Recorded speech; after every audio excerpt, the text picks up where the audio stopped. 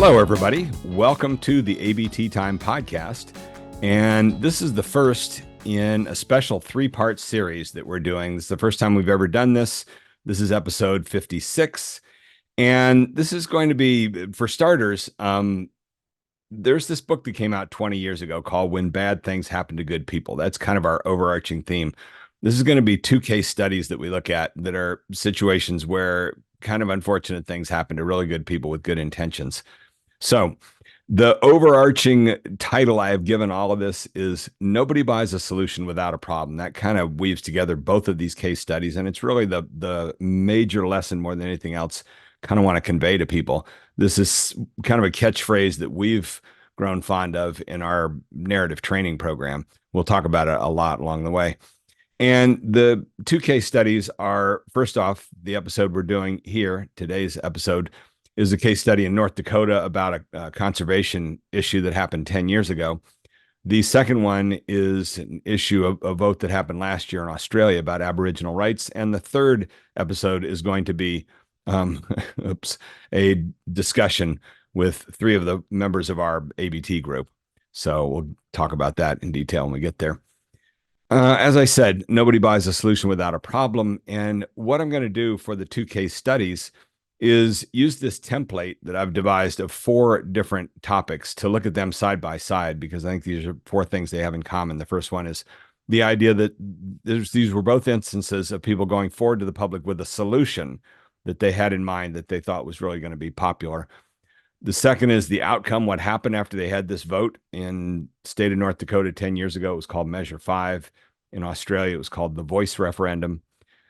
Third, the postmortem that was done once the dust had settled and people began to look around like, what happened here? Why did we lose in this effort? And then fourth, what I've labeled the bus is in the ditch, which is what happens when you make a major effort like that and you fall short.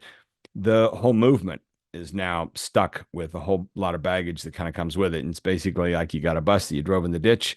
Now you got to figure out where you're going to go from here, how you're going to get it out of the ditch and keep going or whatever. We'll get into that in a lot of detail. So one of the tools from our narrative training that I want to use repeatedly in both of these discussions is this very simple diagram we use to take a look at audiences. That people always say, in communication, you need to know your audience. That's absolutely true. Problem is that so many communications people get so caught up in all this complicated analysis of an audience. What's more important is just at the simplest of all levels to understand that audiences split into two main groups. You have an inner circle. These are the people that are part of the issue, or they know the whole problem, the context and everything. They know why it's super important. And they're very easy to communicate to because they're already on board. Everybody else is your outer circle. They really don't know the context, why this is important, all those sorts of things. The reason those two audiences are so important to recognize is they communicate differently. You have different ways that you need to communicate to reach these audiences. The inner circle is easy to communicate with because they already know all these things. And you can use this narrative structure that we talk about of and. You just present them the information. And here's some data on this, and here's some numbers here, and here's some polls, and. And they eat it up and they put it together in their own minds because they have the whole context. The bigger, broader outer circle needs this ABT structure that is what we do with the narrative training. And that is three parts. You've got to set it up for them, get them to understand the context, why this is so important and what it means to you and how it'll impact your future. Then you introduce the problem, and ideally it's a singular one problem. And then from there, you move forward into what you're going to do about it. So that's our fundamental divide. And this first discussion will be with Dr. Rick Nelson from the state of North Dakota, who was a part of this initiative 10 years ago. And I recorded this about a week ago. So on that note, let's go ahead and dive into the discussion. Take it from there. Rick Nelson, how's about if you join me at this point? And my first question to you is, who are you to tell us about things that went on in North Dakota? Well, hello, Randy. Glad to be here. So I've been living in North Dakota since 1979. I moved here from Minnesota to attend graduate school at North Dakota State University. And I have been actively involved in conservation in this state since I moved here, and I still am actively involved in conservation. And what did most of those years consist of? You spent a lot of years as an aquatic ecologist with the U.S. Fish and Wildlife Service, correct? Yes, I taught college biology for the first 5 years I lived here, and then I worked for two different Interior Department agencies. First, the Bureau of Reclamation, and then finally the U.S. Fish and Wildlife Service. Both of those jobs were ecology positions. Great. And in 2014, you got in touch with me about this very issue. That was the starting point, the catalyst, sort of. You went to a meeting that was in Missoula. I gave a talk. You heard me talking about the ABT, and in an instant thought to yourself, that is the tool that we were missing in terms of making sense of all this. And so that was the beginning of our collaboration. And ever since then, you've been a part of our core group with all the ABT training that we do. So yeah, is that kind of the basics? Tell us about that first ABT moment. That is the basics, and I kind of stumbled on you through a colleague of mine who'd seen you do a presentation on climate change a year or so before that, and I went to the meeting in Missoula purposely to try to talk you into coming to North Dakota and helping us with communication. And when I saw your presentation, I was hooked on narrative and ABT, and I still am. Now, you may not remember this, but convincing you to come here was no easy task. North Dakota in Yes, exactly what you said in so many words. very, very true. Sorry.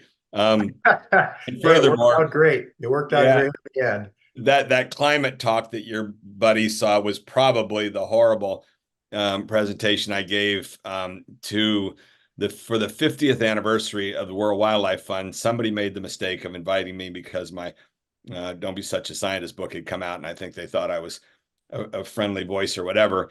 And I gave a talk, you can still find it online, titled Dude, Where's My Climate Movement? And the basics of that presentation were the same as these two case studies we're going through here. It's the same deal, which is, why aren't you listening to the general public and trying to figure out that you don't have a message that's resonating that well? Why would you be trying to force feed it without doing the work needed to try and figure out how to shape the message into a more palatable form that will meet with greater success? So yeah, all of these different topics. And worst of all is the vaccination debacle that happened during the pandemic, the 3 years there. And that's the same sort of thing. It's really good people coming together with the best of intentions, thinking that this stuff is relatively simple. A lot of times thinking the facts speak for themselves. That's a lot of the fundamental mistake that gets made. With the vaccine, I think that the Biden administration had two teams of experts, and I think they all felt like if we can just come up with a vaccine that will stop the virus, then everybody's going to want to take it. It never dawned on them that a third of the people would say, you're not sticking your vaccine into us. But they did, and it happens in the real world. And what are you going to do? Just sit there and be mad? So that's a lot of what we're looking into here. Okay, on that note, let's get going on our I want to add just a few more details here about a little bit more setup, the three tools from the ABT model that we'll be bringing into the discussions in both of these episodes, and then especially when we do the synthesis discussion. And so all of this is built around the ABT model that we've been developing now for 15 years, slowly but surely, and propagating it and doing the training, three different forms of the training now. We're in the third form, which we call the DBT. And we've done it with probably 50 different groups now and several thousand, largely scientists, but also communications folks. And at the core of it all is this idea of narrative structure. So probably the three most important tools are what I want to mention just briefly here. The inner outer circles, the ABT itself, and the Dobzhansky. So let me say a few words on each one. So whenever you're doing communications, people always talk about it's so important to study your audience and know your audience. Yes, yes, yes, we know that. But analytically, tell us how you're going to understand your audience. What you get is all these people. Well, you need to know that, the income level and the values and the, society, blah, blah, blah. Yes, there's a million different things you can know about your audience, but at the simple and the broad level, can you give us something analytical to get started with here that actually correlates and corresponds to tools that we can use to fix the communication? And so this is the diagram that I came up with probably 10 years ago. And at first looked at it and thought it was so simple that surely this can't be much value, but it's really fundamental now. We use it all the time in discussions. We'll be using it especially in the third episode when we're trying to make sense of all this. And it's as simple for those of you that are just listening to this. It is as simple as two concentric circles. The inner circle is what we call the inner circle. The outer circle is what we call the outer circle. And that's your audience right there at the simplest and broadest of all levels. You've got an inner circle, which are the people that know your world. They're your colleagues and constituents, whatever. They're wonderful people because they know your world so well. You can communicate very easily with them. Everybody else that's not part of your inner circle is the outer circle, and they need a different form of communication. Now, the big problem that arises is the tendency to assume that that inner circle is large. Why would I think that I know much about that? Because once upon a time, I was a scientist, and I, for many, many years, had the assumption that everybody on the planet was interested in my research on starfish larvae. And slowly but surely, I was forced to realize actually, virtually nobody on this planet cares about your research on starfish larvae. Your inner circle is very, very small. Now, again, that inner circle is great because they know the context, they know what the different things that are important, they know the consequences of it, they know the whole structure. And so you don't have to put much effort into communicating with your inner circle. You can open your mouth and everything you say, they can understand. Everybody else needs this extra effort here. And so that corresponds to the second tool here, which is the idea that the presentation of information, we can also split into this simple divide, which is there's a first way to present information, which is non-narrative, which is simply presenting the information and thinking that the facts speak for themselves. And you can say, and here's some data here, and here's a table over there, and here's a bunch of stuff here. And here's a whole other things. It's the and structure is what we call it, what we've labeled it, or AAA, and it just has no structure to it. And again, it works great with your inner circle because they know the whole setup, they know the problem, they know the solutions. But for everybody else, it's just a jumble of information. And this happens all too much, especially with scientists. They have a tendency to get up there and they've been told day in and day out that their research is so important. And so they don't put any effort into communication. And next thing you know, they're up there just going through one graph after another. The audience is lost and they're texting me saying, I'm stuck in yet another AAA presentation. I get those texts all the time from people that have done our training. So the alternative model is the one that has narrative structure to it. And this is the ABT. And it's built around these three main terms, which embody the three key forces of and, but, and therefore. And the forces are agreement, contradiction, and consequence. And this model is not something that's new to humanity. This is a structure, a form of how the brain works that goes back thousands of years back to the Greeks, at least, and goes back 4,000 years to the beginning of written human communication, where we can see in the very first things written down the story of Gilgamesh that really has the same basic elements there. It has setup, it has contradiction, things happen, and then has consequences of that. So this is age old. All that we've done here is come up with a new labeling for the same old system. That's the fundamental divide. And the reason it's so important is going back to that diagram there. The inner circle has the luxury of and communication. The outer circle needs ABT. They need you to give a setup to what this is, then boil it down ideally to your singular narrative, your single one problem that's arisen here. And then thirdly, the actions you're recommending to do in response to that. That is the ABT, the and, but, therefore. This is why it's resonating with more and more people. And we're working with all these different groups, because once you begin to look at your whole pile of information and give it this structure, it becomes so much easier for other people to understand. So that's the second set of tools. And the third one is something I devised a decade ago called the Dobzhansky template. And this is a template to help you kind of try and find the one word or the one term that's at the core of your entire issue. And more often than not, there's something there that's the central dynamic that's happening. So the basic template, the one sentence is nothing in blank makes sense except in the light of blank. And so this becomes a thought exercise for people to get together in a room and take a shot at this. And for example, nothing makes sense in conservation in the state of North Dakota, except in the light of, right now, Rick, off the top of your head, you want to take a shot at that? What would you say, given all your years of working in North Dakota? Nothing makes sense in the topic of conservation, North Dakota, except in the light of support.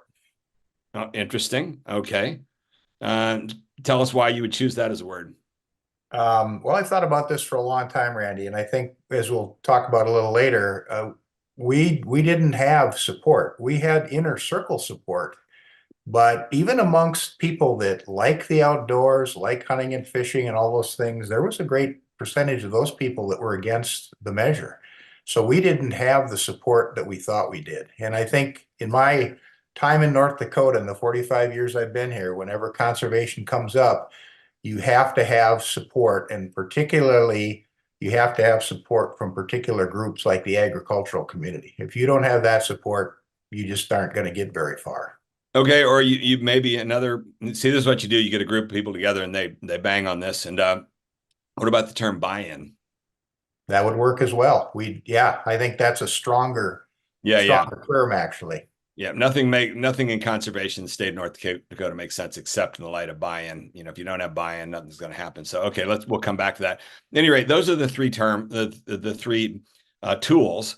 And first one is that audience tool, splitting between inner and outer circle. Second one is the narrative structure tool, the ABT, and the third one here is the Dobzhansky, the one word tool. The last thing to say on this stuff is those last two items, the ABT and the Dobzhansky, they may be new terms to people, but a couple years ago, it finally dawned on me, wait a second, this is nothing new at all.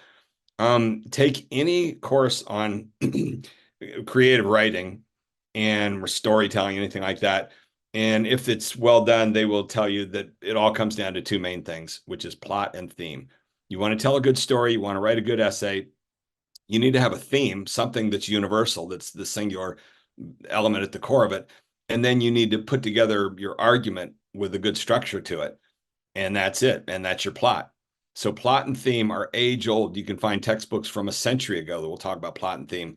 All we've done is come up with a more analytical version of those two terms with the ABT and with the Dobzhansky that makes them a little more applicable and useful in today's world of too much information, where it's so hard to get your arms around things. These are now having a bit more analytical approach becomes powerful. So that's what's at the core of the terms. Okay. Now, on that note, let's get started now on our actual analysis of what went down in North Dakota 2014. And so I've asked Rick to run through the four elements quickly now, then we'll dive into more depth on them. Element one, what was the solution that these good people were presenting to the state? The solution was a constitutional initiated measure to set aside a small percentage of the tax money that comes in from oil and gas development and put it toward conservation projects. And wasn't it 5% was It was proposed? 5%. Yep. Exactly. Okay, so that was it.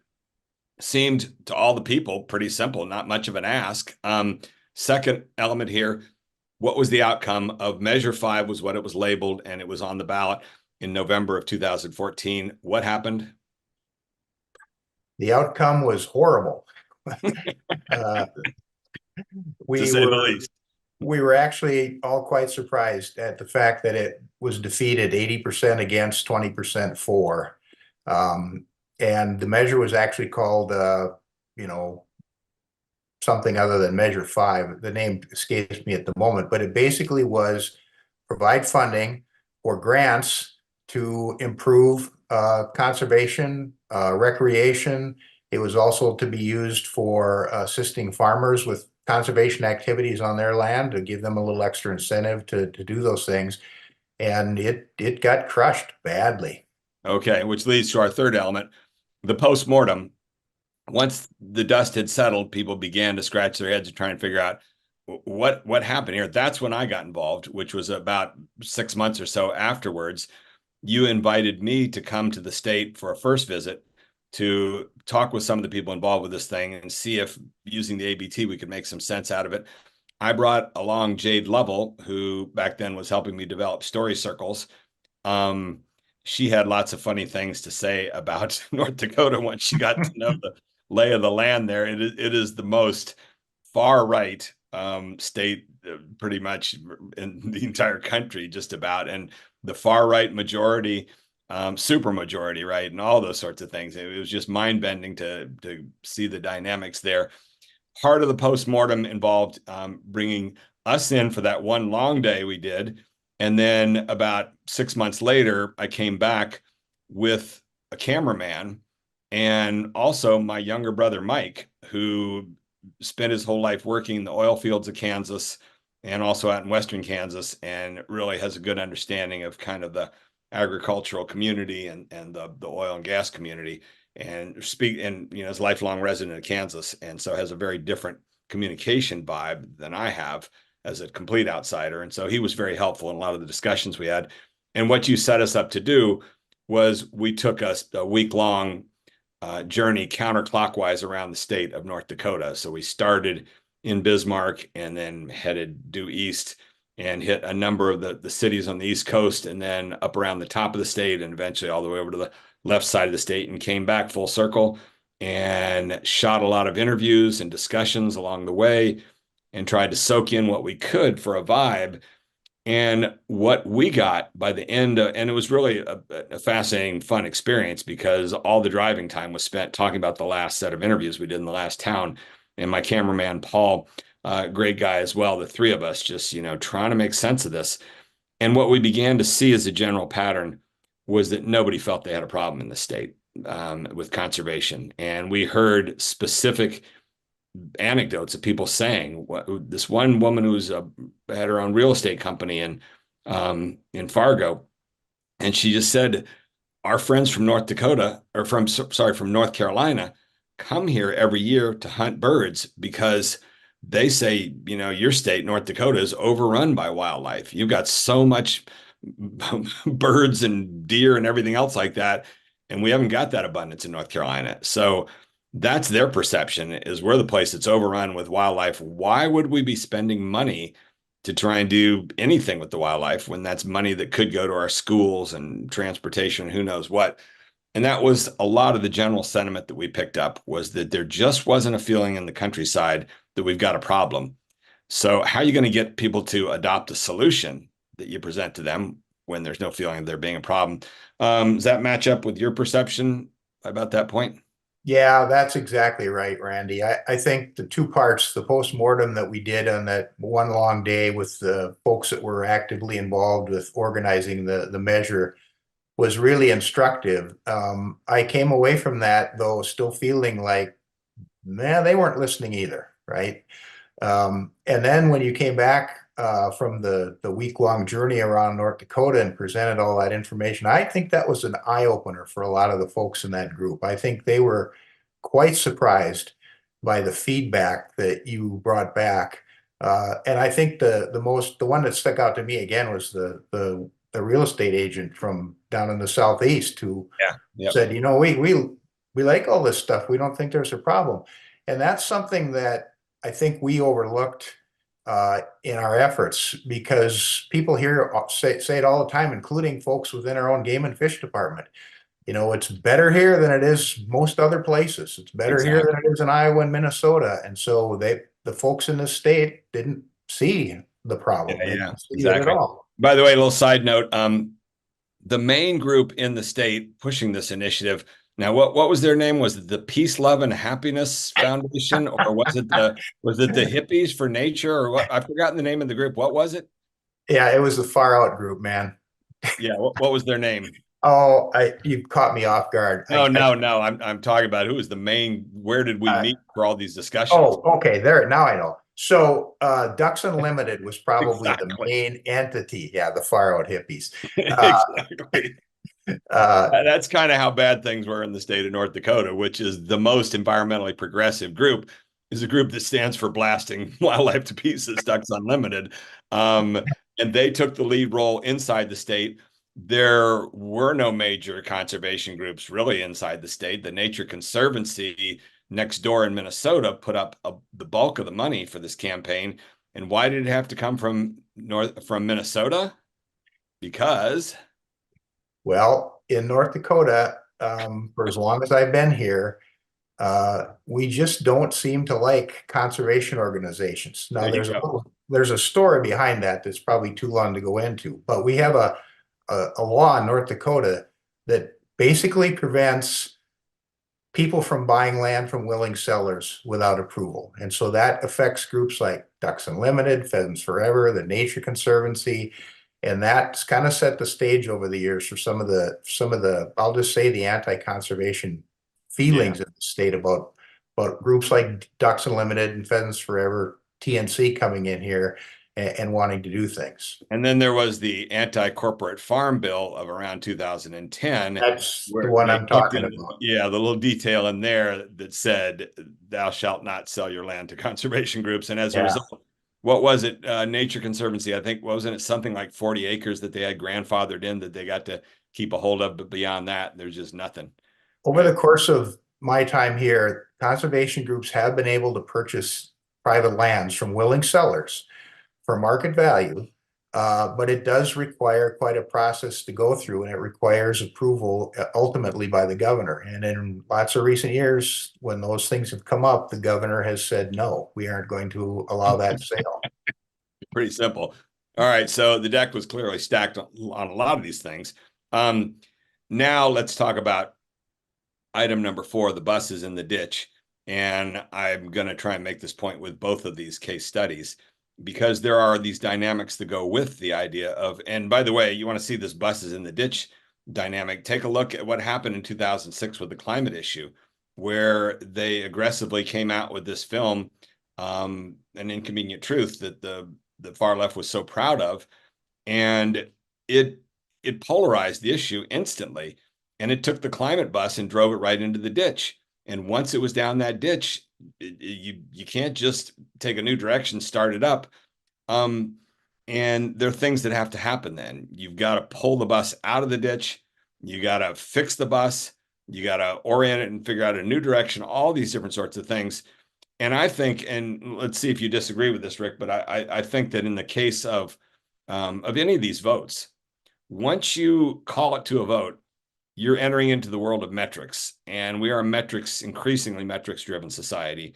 And so previous to that initiative in 2014, there might have been people that were a little bit on the fence, about, well, maybe we should do some more stuff here for conservation. We were told that the folks behind the initiative, as late as 2 to 3 months before the vote, before November of 2014, they were under the impression from the communications companies they had hired from outside the state, who were kind of hoodwinking them and collecting all their money. But they were saying that our polling shows that this thing has a good chance of passing, or it's going to end up somewhere around 50-50. And that's why they were totally stunned when it ended up 80-20. All that polling was a bunch of nonsense. They really had been hoodwinked by, they had put their money, they spent $4 million on this campaign and hired 3 outside PR firms, one from New York, one from Washington, D.C., one from San Francisco. And those people didn't know the first thing about the demographics of North Dakota. They came in with all these young, preppy, bright, Ivy League grads to the state of North Dakota. And I think the people there on the ground just looked at them like, who are you and who brought you in here? Um, and so the net result was, once the dust cleared and all those PR groups went away, they were left with, your state, those good people were left with this 80-20 disaster. And once you've got a number on it that's that simple, 80-20, I think a lot of people who might have been sitting on the fence, they look at that and they're going to say, I'm not going to join the 20% group. I mean, everybody prefers to be in the majority. There's a million psychological experiments that show that. Was I just listening to somebody the other day on a podcast talking about these experiments? If you've got 10 people in a group and 9 of them are plants and the 9 are all calling the white circle black, the one person that's honestly assessing it after a while will start to say, well, yeah, it does look kind of dark. I mean, everybody's affected by the majority. And that's what you've done, is you've gone locked in the extreme imbalance there with the 80-20 outcome. What are your thoughts about this idea that the bus is in the ditch? Well, it went into the ditch badly and it's still in the ditch. And people haven't forgotten that 80-20. Now, they may not remember the numbers, but they do remember how badly that initiative got beaten. And they also kind of balance that off in terms of other initiated measures that have But come in. by the way, let me interrupt 1 second there to make one point, which is stuff that's come out of our communications training work with doctors, exercise we do there that demonstrate people remember emotion far more powerfully than they remember information. And we do exercises with doctors, whether we have them tell and then regurgitate the story of their most dramatic moment in their career. And they're usually stories from the emergency room. And then when people listen to it and you ask them to regurgitate what was the story about, what you find is that the person regurgitating the story, retelling it, retains about 50% of accuracy of the information. You know, there were 7 doctors in the room and the person thought there were only 4. That's all they remembered. The numbers quite often have a lot of mistakes in them, but the emotional moments, the emotional content of it is just crystal clear. That's where all the fidelity exists. People lock onto an emotion and that will stay with them long after they've lost all the information of exactly. And that's what you were just saying there. People don't remember the 80-20 now quite so much, but they remember, man, it was something dramatic back then. So yeah, keep going. Yep. So, and that's the case. And quite honestly, we're still trying to figure out how to get the bus out of the ditch. One of the things that came out of the discussions that you were involved in, you remember this, people sat around the room and were saying that possibility would be that the failure of this measure would set conservation in North Dakota back 10 years. And I didn't think that was the case. I figured, 2 or 3 years. No, 10 years was accurate because it still haunts the conservation community here. And so the 10-year Yeah, metric we're was right there. on. That's We're right. still trying to figure out how to deal with it. Yeah, this November will make 10 years. And what you're saying is in those 10 years, there's not been another ballot initiative or another effort to try and do anything with that. No, Exactly. no. So yeah, the bus is deeply in the ditch. And that's, I think, the clearest way to look at it and think about it. And it means that you've got to do some major regrouping. And we'll talk about this in more detail on in the 3rd episode of the podcast. Um, what have you seen any efforts in recent years to do anything more with getting the state legislator to actually here's one of the questions I had was tell us about another part of the bus being in the ditch, which was the vendetta. Oh, sure. Um, so um, several of the organizing groups, Ducks Unlimited, Pheasants Forever, had been put on a board for another conservation fund. The legislature in 2013 passed a bill that set up what's called the North Dakota Outdoor Heritage Fund. Now, they did that in anticipation of this initiated measure. And my view of it was they were a little nervous about that measure making it. And so they put this thing together to provide money each biennium for conservation projects in the state. Wouldn't have been anywhere near the amount of money that the initiated measure was, but it was, a board that was put together and people were appointed to the board. Ducks Unlimited and Pheasants Forever, I believe, were both appointed to that board by the governor.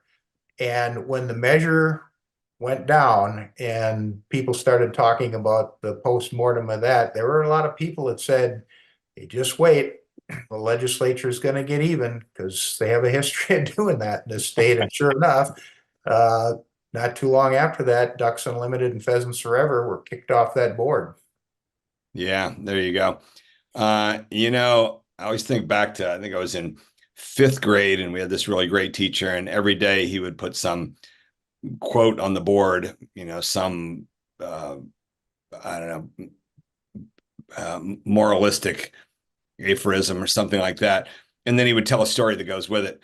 And one morning, the thing he put on the board was Chinese age old, from Confucius quote of he who rides on the tiger's back dare not fall off.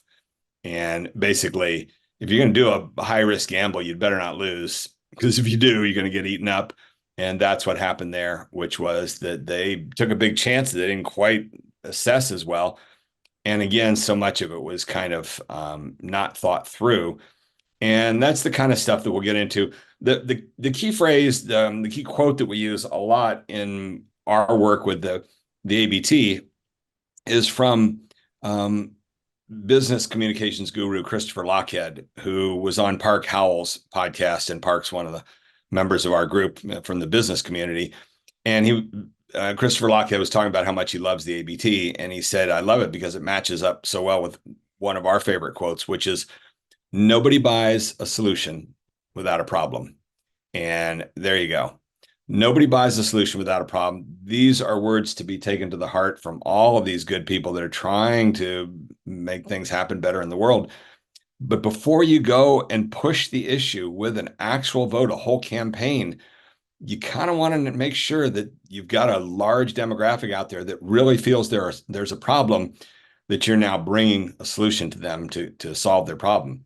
What you don't want is that a bunch of geniuses have come up with a great solution and nobody else feels their problem. That's what the climate movement went through for years and years. And nowadays, maybe it's gotten a little bit better, people perceiving more of a problem.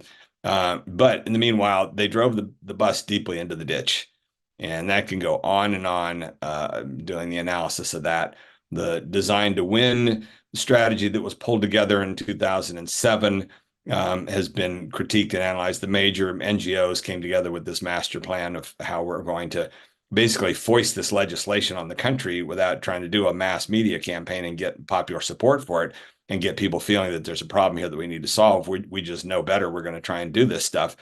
And they tried to ride it in on the rails um, of previous legislation, and it failed catastrophically.